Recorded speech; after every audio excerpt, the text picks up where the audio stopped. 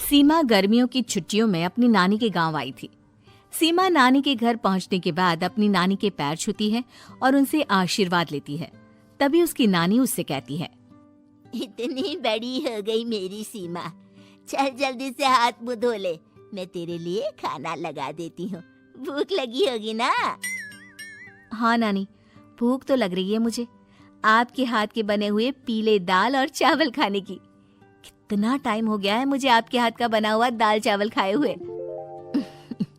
तू तो नौकरी में व्यस्त थी, तो तुझे कहाँ से टाइम मिलेगा अपनी नानी के लिए? और जब इतने टाइम बाद आई है तो ज्यादा टाइम के लिए रुक कर जाएगी तू। हाँ नानी, इस बार पूरे 2 महीने के लिए आई हूँ। सीमा की नानी अंदर जाकर उसके लिए खाना बनाने लगती है।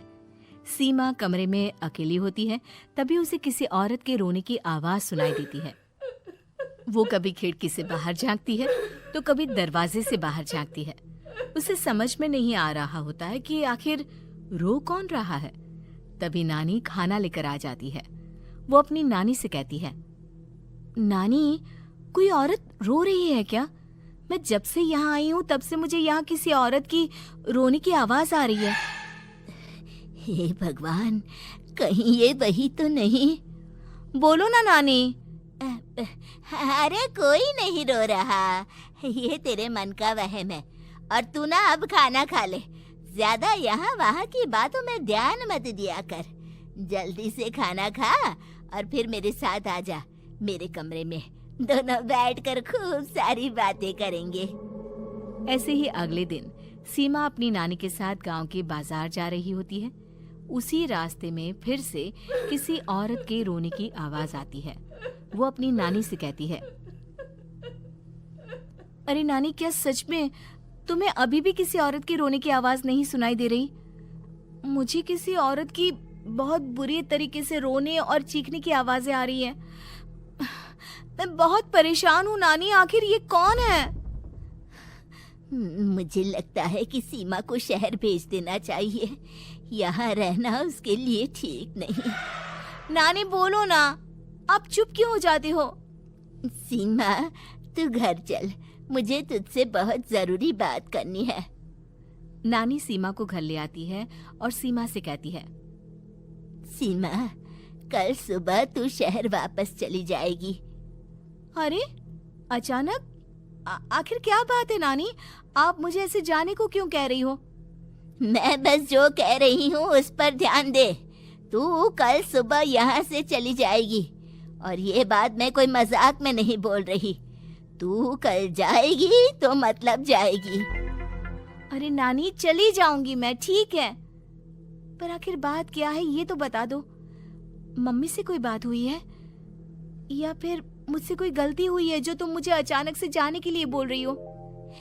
देख सीमा, रात बहुत हो चुकी है और मुझे इस बारे में कोई बात नहीं करनी। चल, अब चल के मेरे साथ सो जा। सुबह की बस पकड़कर तुझे शहर भी तो जाना है।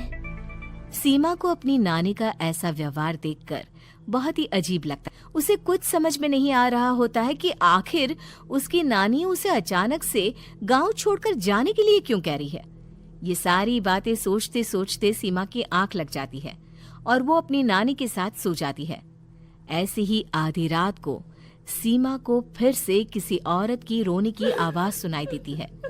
वो उस औरत की आवाज सुनकर बार बार करवटें बदल रही होती है और तभी उसे सपने में भी एक अजीब सी औरत की परछाई दिखाई देती है, जो इतना चीख चीख कर रो रही होती है कि सीमा डरकर उठ जाती है। वो पूरे पसीने पसीने हो रही होती है। वो अपने आसपास देखती है तो घर में बिल्कुल शांति का माहौल होता है। सीमा घबरा जाती है। वो अपनी नानी को जगाने की कोशिश करती है, मगर उसकी नानी नहीं जगती। सीमा को फिर से उस औरत की रोने की आवाज सुनाई देती है। आखिरकार सीमा अपने आप को रोक नहीं पाती और वो घर का दरवाजा खोलकर बाहर निकलती है। आखिर ये माजरा क्या है? आज तो मैं पता करके रहूंगी। अब आवाज का पीछा करते हुए सीमा आधी रात को गांव के चौपाल के पास बने कुएं के पास पहुंच जाती है, जहां कुएं की चारों ओर बेड़ियां लगी होती हैं। उन बेड़ियों में लगे हुए ताले के साथ एक लाल रंग का कपड़ा और माता रानी का कलावा बंधा होता है। उस कुएं में से सीमा को किसी के रोने की आवाज आती है। सीमा परेशान हो जाती है। इस कुएं में कौन है? कौन है यहाँ? सुनो, कौन है? कौन रो रहा है? वो चिल्ला चिल्ला कर पूछती है और साथ ही लोगों को जगाने की कोशिश करती है, मगर किसी को भी उसकी आवाज सुनाई नहीं देती। अब सीमा खुद उस कुएं के पास की बेड़ियों और तालों को खोलने की कोशिश करती है और किसी तरह कुछ देर की मशक्कत के बाद सीमा उसको खोल भी देती है।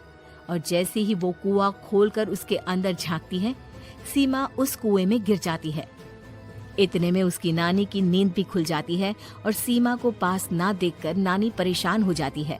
नानी घबराकर पूरे घर में उसे ढूंढने की कोशिश करती है, जिसके बाद उसकी नानी और सभी लोग उस खूनी कुएं के पास जाते हैं और सीमा की नानी कुएं के पास खड़ी होती है। सभी गांव वालों और सीमा की नानी को सीमा के चिल्लाने की आवाज आती है, बचाओ, कोई मुझे बचाओ। मेरी बच्ची, हम आ गए, हम तुझे बचा लेंगे। नानी, मुझे यहाँ बहुत डर लग रहा है। यहाँ इंसान की कटी हुई मुंडिया, हाथ, पैर और कंकाल है और खून भी है। नानी, मुझे डर लग रहा है।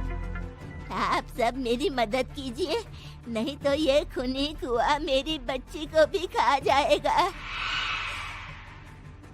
अरे मुझे तो ये समझ में नहीं आ रहा कि आखिर इस खूनी कुएं को खोला किसने। सालों पहले इसको इतनी मुश्किलों के बाद तांत्रिक बाबा ने बंद किया था। अरे पूरा गांव खूनी कुएं के बारे में अच्छे से जानता है, तो कोई भी जानबूझकर तो ऐसा करेगा नहीं। मतलब किसी ने अनजाने में इसे खोल दिया है भैया। सीमा को इस बारे में मालूम नहीं था और जब से वो यहाँ आई थी तभी से उसे किसी औरत के रोने की आवाजें भी सुनाई दे रही थी। कहीं सीमा ने ही तो उसे नहीं खोला। अगर ऐसा है तो फिर सीमा का बचना बहुत मुश्किल है। वहीं कुएं के अंदर सीमा रोते हुए बैठी होती है कि उसे आवाज सुनाई देती है जो कुएं के बाहर खड़े गांव वालों में से किसी को सुनाई नहीं देता। आज सालों के बाद मुझे ताजा खून मिलेगा। तेरा खून पीकर आज मैं अपनी प्यास बुझाऊंगा।